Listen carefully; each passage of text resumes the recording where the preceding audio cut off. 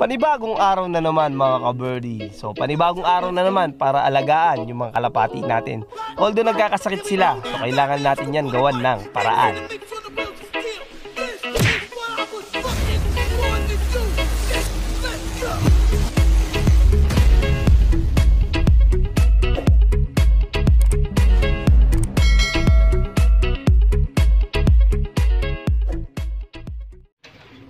Maligayang pagbabalik mga ka-birdie dito sa Bamboo Pigeon Love TV. So ngayong araw na to mga ka-birdie, magpapaksiw tayo. Hindi, joke lang. So kasama natin mga ka-birdie, na bagong gising pa. So ngayong araw na to mga ka-birdie, bago natin ilipat yung mga inakay natin, kung napanood nyo sa nakaraang video natin, dapat ililipat na natin yun. Kaso nagkaroon na mayroon mga adenovirus dito sa loft natin. Kaya ngayon mag-spray tayo. May hawak na hawak natin yung bottle spray natin o yung spray ng pabango dati. Then suka, yan, may presyo pa nga. Kung nakikita nyo, 7 pesos lang. So ngayon, lalagyan natin ng kalating tubig at saka ito, mga ka-birdie, suka, dato puti, para spray dito sa loft natin. So tara mga ka-birdie, samahan nyo kami. So yun mga ka-birdie, maaga tayong nagising para dito sa ating content na to. So ngayon, mag-spray na tayo. O pasok tayo, kasama si Girl Bunak. So ito yung mga ibon natin ngayon, yan sila ngayon mga ka-birdie. Ngayon, nalampasan na nila mga ka-birdie, yung adenovirus, marami sa kanila dito is okay na talaga. Wala na kayong nakikita nagsisitasan yung balahibo. Kaninang umaga, habang naglilinis ako, wala na akong nakita mga ka-birdie na mga malalambot na droppings. Halos ganito na, matitigas, maganda at buo. Ay flat yan yung mga ibon natin. So ngayon mga ka-birdie, spray tayo ngayon dito sa loob ng loft. Pero bago yun mga ka-birdie, siyempre, set up muna natin siyempre yung pang-spray natin.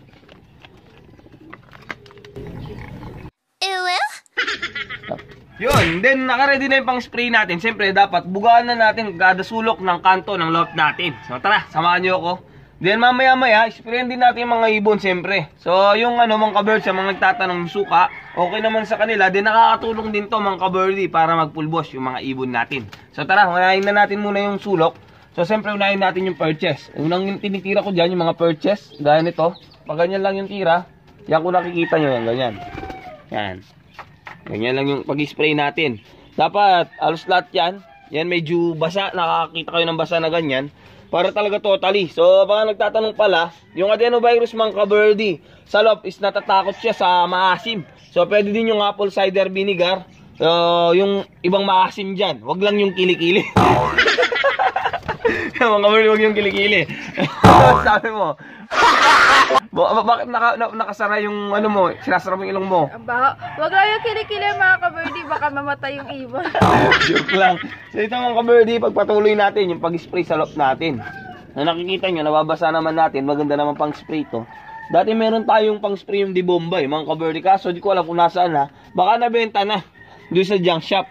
Unahan na natin na, tapos na natin itong mga purchase natin. Isusunod naman natin mga ka-birdie ito. Yan yung dito sa taas, parang patungan nila. And dito naman sa ilalim.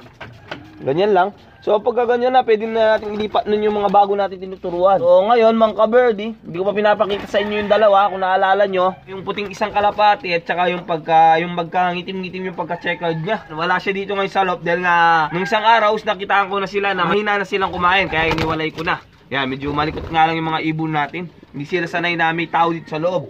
So tara, bugaan lang natin, pagpatuloy natin yung pagbubuga dito sa loob natin. So laban lang, kahit na may virus dito sa loob, laban lang. Ganyan talaga mga ka-birdie. Nararanasan natin talaga sa loob yan, yung mga ganitong bagay.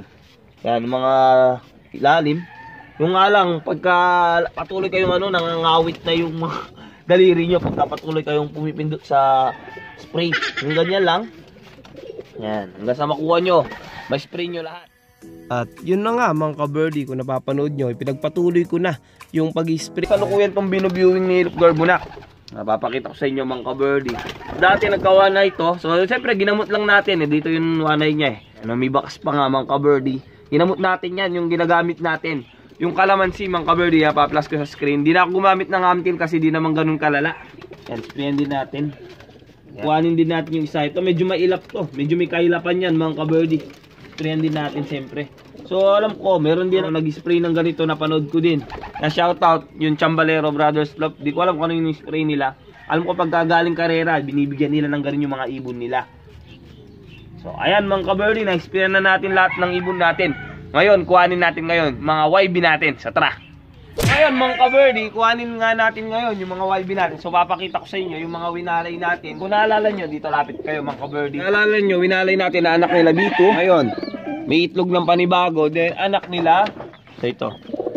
Yan. Dalawa lang anak nila Japan, then isa lang yung kay Bito. Then ngayon mga ka-birdie, papakita ko sa inyo. Dito ko nilagay sila pansamantala para yung mga ibon natin is hindi naman madamay sa virus na kumakalat. Doon nga sa loob natin mga ka-birdie. So pagkakaalam ko dito, yung blue bar yun yung anak ni Bito. Di ko lang alam sa dalawa to. Alam ko yun. Yan yung singsing niya oblong. So ngayon papakita ko isa-isa sa inyo mga ka-birdie. So kuhanin natin siyempre yung isa. Yung pinakauna siyempre yung anak ni Bito. So ito mga ka-birdie. Tayo muna tayo siyempre para. Yan ito yung anak ni Bito, blue bar. Di kamukha nung namatay na kapatid niya. May white light sa parting pakpak niya mga ka-birdie. At kung nakikita nyo yung singsing na nakasuot sa kanya, siyempre yung singsing ng termi natin na namatay nga. So sayang naman kung walang magsasalpak, kaya sinalpak ko na lang kaysa naman sa bumili tayo. So tara mga ka-birdie, lagyan na natin sa T-box natin. Then ito naman yung isa. Ito, yung dalawang yan, anak yan, yung Japan at saka yung Becard. So ito, unahin natin siyempre yung blue bar. So ito yung blue bar naman mga ka-birdie. Yung blue bar, comring yan, pares yan. Alam ko, dalawa to binili ko, kulay itim na singsing. Si Look Girl Bunak pa nga yung pumili yan, di ba? Yan, talagang tumatanggo pa. So kung naalala nyo, wala pa si Look Girl Kutak, tulog pa ngayon kasalukuyan. So tinanong ko siya, hindi pa muna daw siya mag-vlog, baka inaantok pa. So ito mga ka-birdie, medyo mangitim-ngitim yung pagka-blue bar niya. Mangitim-ngitim din sa kabila, okay na okay. So maganda naman yung katawan, bilog yan o. So kawawa naman kung madadamay sila doon sa virus sa loob natin na adenovirus. So ito mga ka-birdie, dito tayo sa last na ibon natin na ililipat. So ito mga ka-birdie, checkered to.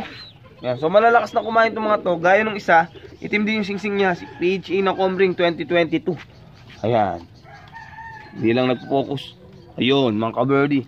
So ayan, checkered. So maganda din mga ka-birdie. Medyo balingkinitan ng katawan. Possible hen, yung kanina possible cock. So tara mga ka-birdie, lipat na natin sa loob natin. Ewan ko kung makaka-relate kayo dito, pero isa to sa pinaka-best part ng pag-iibon ko. Yung ilipat ko yung mga inakay na binread ko o ako mismo nagpalaki. So napakasaya. Lalong-lalo na pagka mapadulo mo pa sila. So tignan na lang natin kung hindi pa tayo mapatalon pagka ganun na yung nangyari sa mga ibon natin. So ayun na, nagawa na natin ng paraan. Yung pagkalat ng virus dito sa loob natin. So dahil ng adenovirus, so napaganda na natin yung droppings ng mga ibon natin. So minsan talaga, ganyan talaga, nangyayari yung mga ganyan, nagkakaroon ng mga sakit yung mga ibon natin. Pero yan lang masasabi ko mga ka-birdie, tsaga-tsaga lang, makukuha din natin yung sinasabi natin pag may tsaga, may mainit na sabaw ng nilaga.